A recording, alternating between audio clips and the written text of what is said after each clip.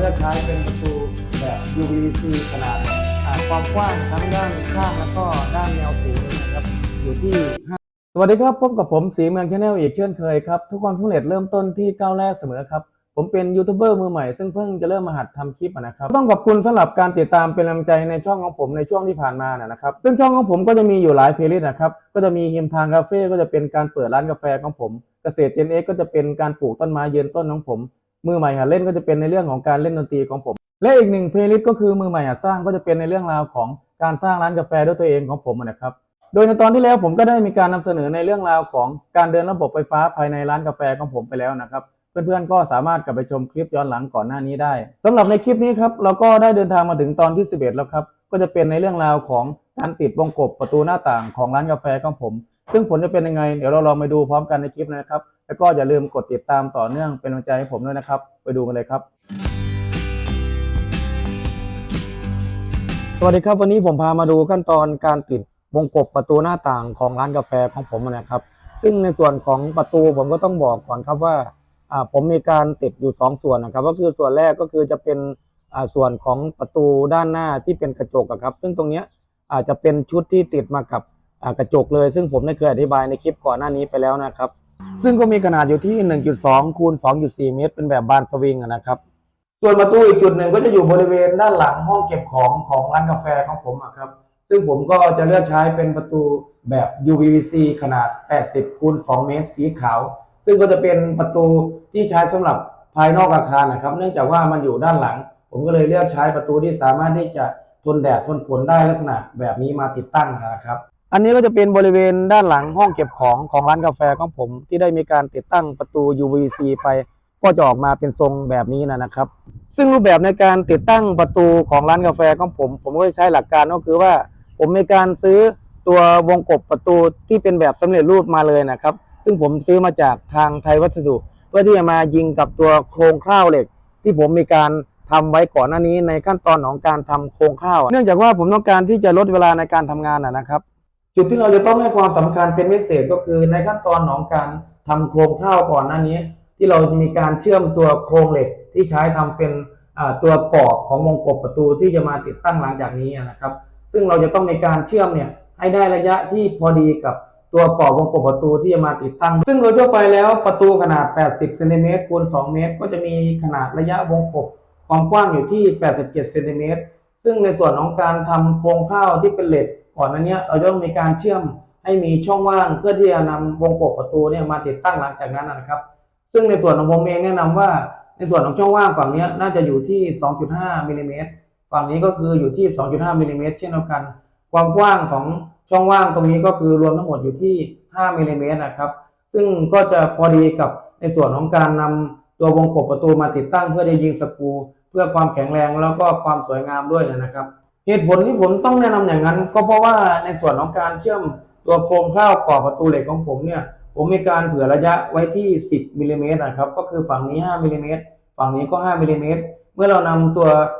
กรอบวงกบประตูมาติดแล้วก็จะพบว่ามันจะเกิดช่องว่างขึ้นเยอะนะครับซึ่งก็จะทำให้เราต้องเสียเวลามาทำการอุดซิลิโคนเยอะแล้วก็ดูไปก็ไม่ค่อยสวยงามเท่าไหร่แต่ก็พอดูได้อยู่นะครับสำหรับการติดตั้งวงกบประตูของร้านกาแฟของผมในครั้งนี้ผมก็ได้ทำการจ้างช่างให้ทำการติดตั้งให้นะครับซึ่งผมก็ได้มาดูวิธีการทำก็คือลำดับแรกช่างก็จะมีการติดตั้งวงกบประตูเข้าไปก่อนนะครับโดยการติดตั้งแล้วก็ใช้ลูกดิ่งในการเช็คระดับแล้วก็มีการยิงสกรูฝั่งที่เป็นบานพับก่อนนะครับจากนั้นก็ค่อยไปยิงสกรูฝั่งที่เป็นฝั่งลูกบิดครับ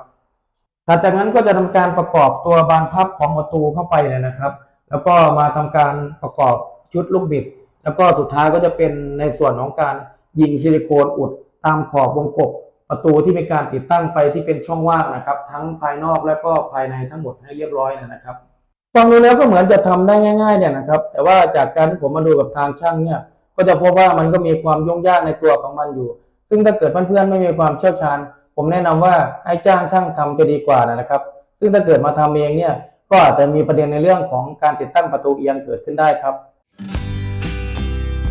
สำหรับการติดตั้งวงกบหน้าต่างของร้านกาแฟของผมก็จะใช้หลักการคล้ายๆกันกับการติดตั้งวงกบประตูนะครับก็คือผมก็จะซื้อตัววงกบหน้าต่างสำเร็จรูปมาเลยนะครับซึ่งก็จะเป็นวงกบ หน้าต่างแบบ UPVC สีขาวนะครับซึ่งก็จะมีขนาดอยู่ที่ความกว้างตรงนี้ครับอยู่ที่50 คูณ 80 เซนติเมตรนะครับก็จะเป็นลักษณะของบานสไลด์มีมุ้งลวดด้วยซึ่งผมก็จะซื้อมาจากทางไทยวัสดุนะครับซึ่งรูปแบบการติดตั้งก็จะเหมือนกับการติดตั้งวงกบประตูนะครับก็คือในขั้นตอนของการทำโครงเข้าเนี่ยผมก็จะมีการเชื่อมตัวกรอบของโครงเหล็กไว้ก่อนหน้านี้นะครับเพื่อที่จะใช้สำหรับนำตัววงกบหน้าต่างเนี่ยมาทำการยิงด้วยสกรูนะครับซึ่งผมก็ได้ทำการยิงด้วยตัวเองนะครับเนื่องจากว่ามันทำได้ง่ายๆขนาดไม่ใหญ่มากนะครับซึ่งถ้าดูจากด้านนอกผมก็ได้ทำการติดตั้งวงกบหน้าต่างไป2จุดนะครับก็คือจุดที่เป็นห้องเก็บของแล้วก็ในส่วนของจุดห้องกระจกร้านกาแฟนะครับข้อแนะนำของผมก็เหมือนเดิมนะครับก็คือในขั้นตอนของการทำโครงข้าวของตัวกรอบวงกบหน้าต่างเนี่ยให้เว้นระยะความกว้างทั้งด้านข้างแล้วก็ด้านแนวสูงตรงนี้ครับอยู่ที่5 มิลลิเมตรก็คือฝั่งละ 2.5 เพื่อที่จะนำตัวกรอบวงกบหน้าต่างเนี่ยมาทำการยิงสกรูได้ง่ายเพื่อความแข็งแรงแล้วก็ไม่ต้องยิงซิลิโคนอุดเยอะนะครับตรงนี้ก็จะเป็นหน้าต่างบริเวณภายในห้องเก็บของของผมนะครับนี่ก็จะเป็นภายในบริเวณห้องกระจกร้านกาแฟของผมนะครับซึ่งก็จะมีการติดตั้งจุดพัดลมดูดอากาศ1จุดบริเวณด้านหลังเช่นเดียวกันซึ่งวิธีการติดตั้งก็จะเหมือนกันเลยกับการติดตั้งวงกบประตูแล้วก็วงกบหน้าต่างนะครับสำหรับปัญหาอุปสรรคในขั้นตอนของการติดวงกบประตูหน้าต่างของร้านกาแฟของผมก็จะมีดังต่อไปนี้นะครับข้อ 1ครับเราจะต้องมีการเชื่อมโครงเหล็กเผื่อระยะช่องว่างที่เหมาะสมไว้สำหรับการติดวงกบประตูหน้าต่างแบบสำเร็จรูปนะครับในข้อนี้ครับถ้าเกิดเรามีการเผื่อช่องว่างของกรอบโครงเหล็กที่กว้างเกินไปก็จะทำให้การติดวงกบประตูหน้าต่างเนี่ยเกิดการคลอนไม่แข็งแรงแล้วก็รวมไปถึงทำให้ต้องมีการมาอุดซิลิโคนที่มากตามไปด้วยนะครับและก็ถ้าเกิดเรามีการ